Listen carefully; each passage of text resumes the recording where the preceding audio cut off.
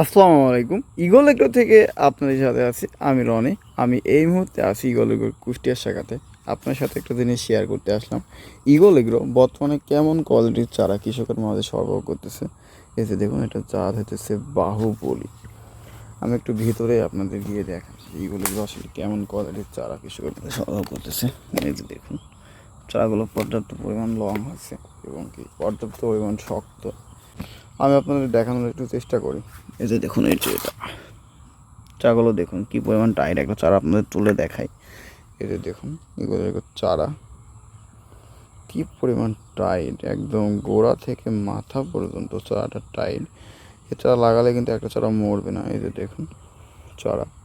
তো আপনারা যারা বাহুবলী টমেটো লাগাবেন ভাবতেছেন, তারা কিন্তু ইগল এগ্রোর সাথে নিঃসন্দেহে যোগাযোগ করতে পারেন। ইগল এগ্রোর কাছে এই মুহূর্তে পর্যাপ্ত পরিমাণ চারা রেডি আছে এবং কি রেডি হচ্ছে।